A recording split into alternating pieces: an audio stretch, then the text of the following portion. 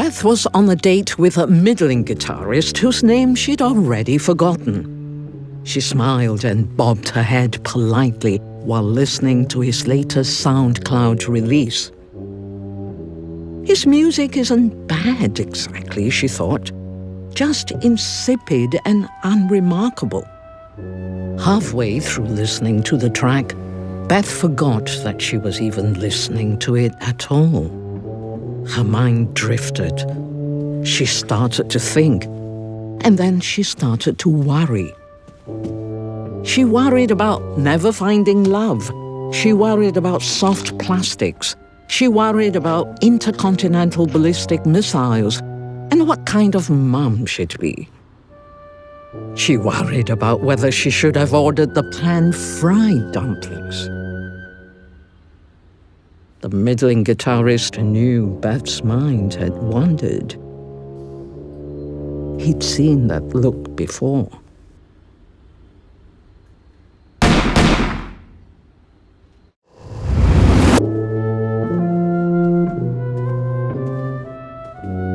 Jenny was a liar and a thief, and had been for as long as anyone could remember.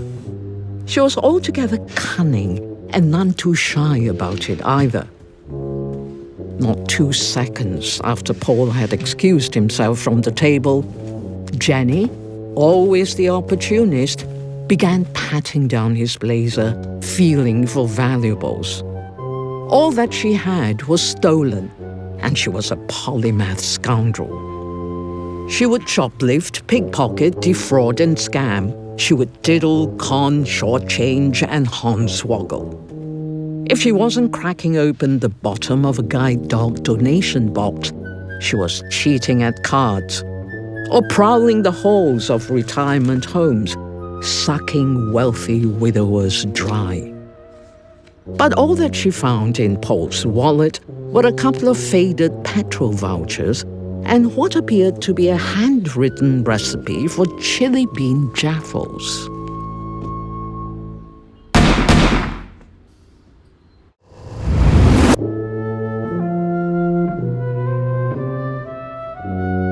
Ted's great-great-great-great-great-grandfather was a pirate. He was wildly successful. Hundreds of years later, he still ranks 15 in the Forbes list of all-time top-earning pirates. One day, drunk as a skunk and bored of plundering, he wheeled out the ship's best cannon and let one rip into his guts, just to see if he could. Seriously, this cunt was an absolute unit.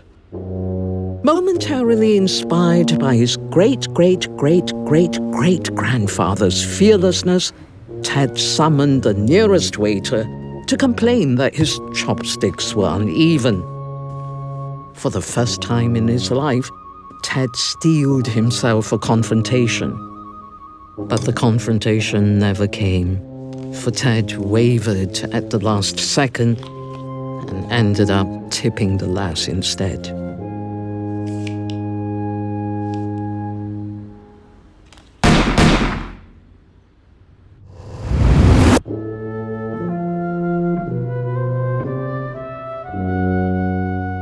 Ruth Mussolini and Graham Milosevic were debating whose surname their unborn child would take. In between mouthfuls of combination dumplings, brackets, prawn and pork, Graham made his case forcefully. But his heavily pregnant wife wasn't having it. It didn't matter who killed how many or why. The simple fact was Mussolini just sounded nicer. Mussolini, Ruth intoned, savoring each syllable, relishing the mouthfeel. But then again, maybe total body count did matter. Ruth vacillated silently. There seemed only one compromise. Missing a testicle but otherwise healthy, little Augusto Mussolini Milosevic would go on to kill only one person, accidentally.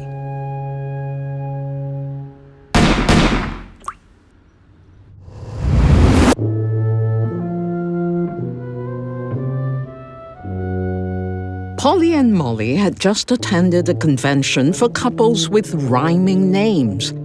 The event had been hosted by Barry and Harry. Joining them were Pat and Matt, John and Don, Pam and Sam, Tilda and Hilda, Glenn and Ben, Dottie and Lottie, Ronnie and Johnny, and finally, Jean and Dean, the only heterosexual couple in the bunch. So quite a diverse crowd. You'd think Polly and Molly would be in high spirits. Yet here they were, sat stiffly in mutual contempt, the only sound to pierce the silent fury, that of their bitterly slurped oolong. For the convention had been mired in controversy. Molly suspected Polly had been porking Dolly, so she hired a PI called Ollie. He's the fella in the shades.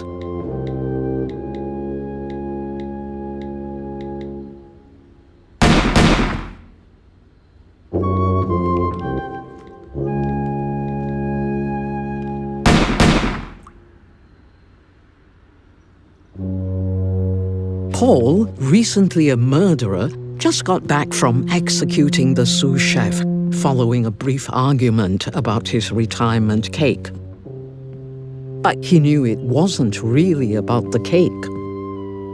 Out of an office staff of 26, only Jenny had turned up to his retirement dinner.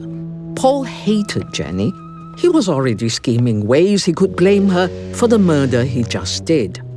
Diminished responsibility brought on by a deranged klepto, perhaps. But 2 months from now, Judge Henkel of the Magistrates' Court would be unpersuaded by this. So Paul would spend retirement in a hostile and manifestly violent prison, rather than camped by the banks of Lake Eildon in his luxury Jayco caravan, surrounded by his favorite hobby magazines, his 80-liter fridge freezer purring calmly in the background, bejeweled with collectible magnets.